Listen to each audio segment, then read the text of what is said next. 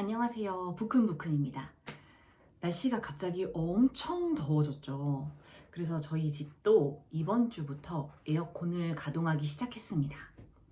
자, 그러면 이렇게 더워지고 있는 날씨 속에서 오늘은 제가 최근에 굉장히 재미있게 읽었던 소설 하나를 같이 이야기해보고자 합니다.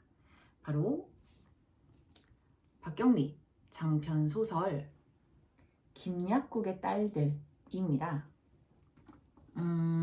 다른 사람들은 어땠는지 모르겠는데 저는 처음에 이 제목을 보았을 때 약간 김약국의 딸들이 뭔가 엄청난 업적을 이루는 그런 내용으로 기대를 했어요. 근데 막상 책을 읽어보면 비극도 비극도 이런 비극이 있을 수가 없습니다. 자, 일단 이 책의 배경은 그 20세기 초반 일제강점기이고 장소 배경은 통영이에요.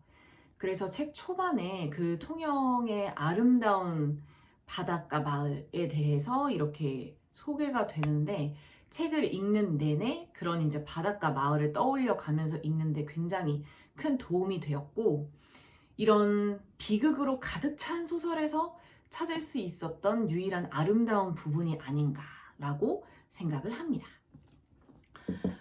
그리고 이 책은 등장인물이 굉장히 많고 또 복잡해서 중간중간에 제가 막 가계도를 그리면서 읽었거든요. 일단 김약국의 딸들이 많기 때문에 그 딸에 얽힌 사람만 해도 굉장히 많고, 그리고 이제 그 주인공들의 딸들의 뭐 고모, 그 다음에 고모의 자식, 그 다음에 마을 사람들, 뭐 이런 식으로 굉장히 복잡하기 때문에 중간중간에 인물 관계를 한 번씩 정리하면서 읽으시면 더 이해가 잘 되실 것 같아요. 자, 그래서 일단 소개를 해보면 김약국의 딸들이니까 일단 딸들이 나올 거 아니에요? 딸이 5명 있습니다. 순서대로 이제 소개를 하자면 용욱이, 용빈이, 용란이, 용숙, 용해, 요렇게 5명이 나와요. 그래서 처음에 이제 딸들이 하나하나 소개될 때만 해도 이거 한국의 작은 아씨들, 한국판 작은 아씨들 같은 건가? 라고 이제 생각을 했었는데, 물론 작은 아씨들도 굉장히 막 부유하고 막 마냥 행복한 삶을 살진 않았지만 이 정도로 비극적이진 않았던 걸로 제가 기억을 하거든요. 그리고 이 책을 처음으로 읽고 나서 처음으로 들었던 생각이, 진짜 결혼 좀 안 하면 안 되나? 약간 이런 생각이었어요. 물론 지금은 결혼이 필수가 아닌 선택이 되었고, 그 선택에 대해서 누구도 뭐라고 하거나 이제 함부로 판단을 내리지는 않는데, 제가 왜 그런 생각을 했냐면 이 딸들의 비극적인 사건은 전부 다 결혼 때문에 일어나는 사건들이거든요. 자, 일단 첫째 용숙이는 과부이고요. 등장할 때부터 과부로 등장을 합니다. 과부이고, 그리고 조금 진행이 된 다음에 영아 살해 사건의 용의자로 지목을 받아요. 그래서 수사를 받게 되고, 그 다음에 이제 용빈이는 그나마 용빈이가 이제 서울로 유학도 가고 거기에서 이제 자기 일, 교사 일도 하고 하면서 이제 조금 그나마 독립적으로 지내는 여성으로 나오기는 하는데, 어릴 때 정원했던 사람한테 배신을 당하고 책 끝에 가면 새로운 사람을 만나는 부분이 암시가 되기는 하지만 끝까지 결혼을 하는 걸로 나오진 않습니다. 그리고 이제 셋째, 넷째가 좀 엉망진창인데요. 셋째는 원래 사랑하던 사람이 있었어요. 원래 사랑하던 사람이 있었는데 그때만 하더라도 이제 그 집안의 격차라든지 신분 차이라든지 이런 거를 이제 맞춰서 결혼을 하던 시대였는데 그거에 이제 부합하지 않았던 거예요.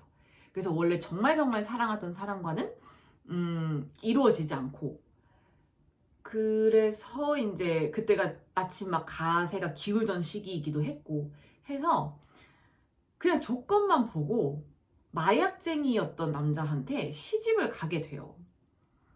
근데 처음에 사랑했던 그 남자랑 나중에 다시 만나게 되거든요.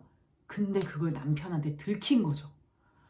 그래서 또 이제 정말 말할 수 없이 비극적인 사건으로 마무리가 됩니다. 제가 왜 끝을 얘기하지 않고 계속 비극을 비극으로 끝난다라고 얘기를 하면 너무 끝을 다 알고 보시면 재미가 없을 것 같아서 약간의 스포 방지로 그 비극이 어떤 비극인지는 계속 남겨두는 거거든요. 그리고 넷째. 넷째도 넷째인 용옥이도 사랑이 없는 결혼이었죠. 왜냐면 용옥이의 남편인 서기두라는 사람은 원래 그 언니인 용란이를 마음에 두고 있었어요. 근데 뭐 용란이는 이제 그 사람한테 시집을 가버렸으니까 어찌저찌 하여 이제 넷째랑 결혼을 하게 되었는데 둘 다 사랑이 없는 결혼이다 보니까 그 누구도 가정에 정을 붙이질 못해요. 아기가 있음에도 불구하고. 그러다가 용욱이가 시아버지한테 몹쓸 짓을 당하고 또 비극적인 마지막을 맞이하게 됩니다. 참 답답하네요. 그리고 이제 막내인 용애는 사실 그 소설상에서 많이 등장하지는 않는데 굉장히 어린 시절부터 이 언니들의 이 사건을 보고 다 자랐기 때문에 그것만으로도 저는 행복하지 않은 유년 시절이었을 것이다 라고 생각을 하거든요.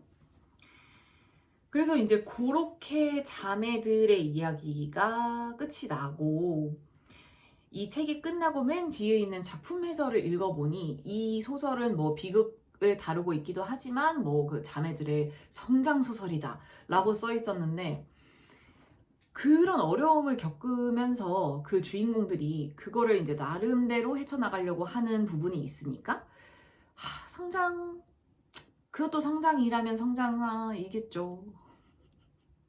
인데 성장을 하기 위해서 이런 비극들을 겪어야 한다면 저는 성장하지 않겠습니다. 네, 지금으로서도 저는 충분한 것 같습니다. 사실은 왜냐면 제가 5남매예요. 그래서 저희 집이 1번부터 4번까지가 딸이고 저는 그 중에 둘째 딸입니다. 그리고 이제 5번 막내만 아들이거든요. 그러니까 어떤 집인지 대충 느낌이 오시죠? 그러니까 저희 할아버지도 큰 아들이고 저희 아빠도 큰 아들이고 대대로 장손 집안이니까 저희 집에는 이제 아들이 너무 필요했던 거예요. 1년에 제사를 7번씩 지내거든요. 그래서 그렇게 정말 고지식한 저희 아버지도 제가 어렸을 때 저한테 이런 말씀을 해주신 적이 있어요. 너무 잘난 남자랑 결혼하지 말아라. 남자가 너무 잘나면 여자가 그 뒷바라지를 하느라고 네 삶은 없어진다. 그러니까 굉장히 그런 옛날 사고방식을 가지고 계셨던 저희 아빠도 정작 당신의 딸이 그런 삶을 사는 거는 원치 않으셨던 것 같아요.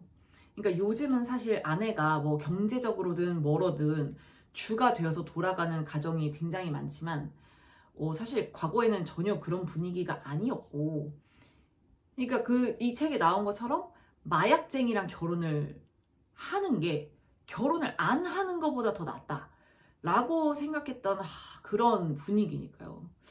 그래서 그때에 사랑 없이 결혼한 그런 여성들이 한둘이었겠냐는 거죠. 그래서 그런 사람들이 하루하루를 도대체 무슨 낙으로, 무슨 희망으로, 어떤 것을 행복으로 삼으며 살아갔을까? 라는 것을 생각해 보면서 굉장히 가슴이 답답하고 먹먹해지는 그런 소설이었습니다. 책 자체는 굉장히 재밌어요. 재미없을 수가 없죠. 계속해서 이렇게 충격적인 사건이 빠바방 나오니까요. 네. 그래서 추천은 드립니다. 추천은 드리고요. 워낙에 또 이제 유명하신 작가님이고 사실은 제가 이제 대하소설을 못 읽어서 토지를 지금 계속 마음에만 담아두고 있다가 그러면 그 전에 일단 한 권짜리를 읽어보자 라고 해서 선택했던 게 이 김약국의 딸들이었기 때문에 왠지 마무리를 어떻게 해야 될지 잘 모르겠네요. 최근에 강한 감정의 동요를 겪으면서 읽었던 김약국의 딸들 이야기를 해보았습니다. 재미있게 보셨다면 좋아요와 구독 눌러주시고 댓글로도 많은 의견 나눠주시면 감사하겠습니다. 다음에 만나요.